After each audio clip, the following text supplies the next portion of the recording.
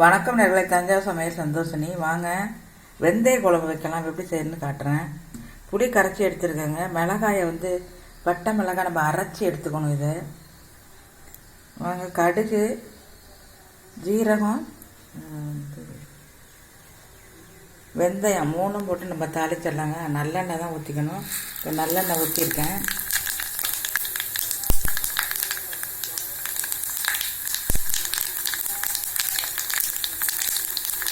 வெங்காயம் போட்டுடலாம்.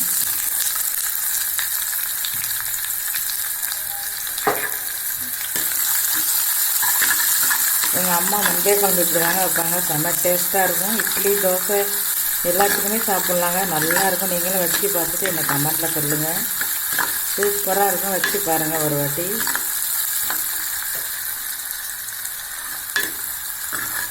இப்போ நம்ம இந்த மிளகாயை இதில் போட்டுருந்தோங்க. மிளகாய் அரைச்சது, தனி மிளகாய் தாங்க அரைச்சது. நீங்கள் காரத்துக்கு தகுந்த மாதிரி போட்டுக்கோங்க. இதை அரைச்சி போட்டால் தாங்க டேஸ்ட்டாக இருக்கும். மிளகாய் தூள் போடக்கூடாது.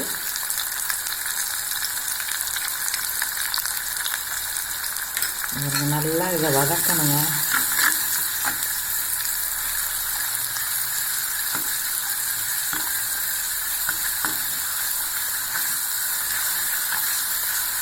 நல்லா வதக்குறதுல தான் இருக்குது. நல்லா வதங்கினால தான் நம்ம புளி தண்ணியை ஊற்றணும். இதில்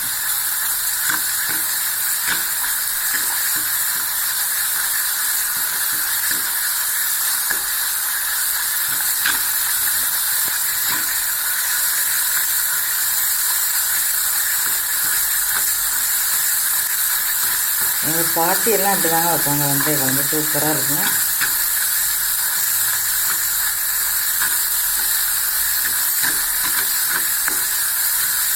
நல்லா வதக்கிட்டு நம்ம புளி ஊற்றணும். அதுதான் டேஸ்ட்டாக இருக்கும். கருவேப்பிலை கொஞ்சம் போட்டுக்கலாம். ஒவ்வொருத்தர் ஒவ்வொரு மெத்தடில் வைக்கிறாங்க. ஆனால் இந்த மெத்தடில் வச்சு பாருங்கள், செம்ம டேஸ்டியாக இருக்குங்க. அடிக்கடி வைப்பீங்க நீங்கள் அதே மாதிரி வச்சிங்கன்னா. இப்போ நல்லா இந்த மிளகாய் வாசம், பச்சை வாசம் போயிட்டுங்க நல்லா. இப்போ நம்ம புளி கரைசலை ஊற்றிடலாம்.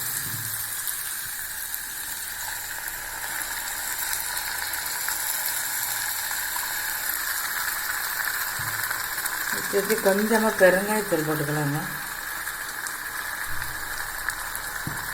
தேங்காய் போட்டுடலாம்.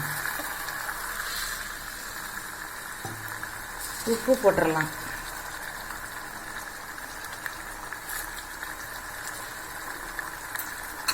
நல்லா கொதிச்சோன்னா இறக்கணுங்க. சூப்பராக இருக்கும். இப்போ நம்ம மூடி வச்சலாம். நல்லா கொதிக்கட்டும். கொஞ்சம் கருவேப்பிலை போட்டுடலாங்க. இங்கே பாருங்கள், நல்லா கொதிச்சுட்டு பாருங்கள். நல்லா எண்ணெயெல்லாம் வெளியில் வந்துடும். சூப்பராக இருக்குங்க வெந்தய குழம்பு. இதுக்கு அப்பளம், முட்டையை அவிச்சு வச்சுட்டு அப்பளம் வச்சு சாப்பிட்டிங்கன்னா செம்ம டேஸ்டியாக இருக்குங்க. சூப்பராக இருக்குங்க வெந்தய குழம்பு. இந்தமாரி வச்சு பாருங்கள், நல்லாயிருக்கும். வீடியோ பிடிச்சிருந்தா லைக் பண்ணுங்கள், ஷேர் பண்ணுங்கள். ப்ளீஸ் சப்ஸ்கிரைப் பண்ணுங்கள். வாழ்க வளமுடன்.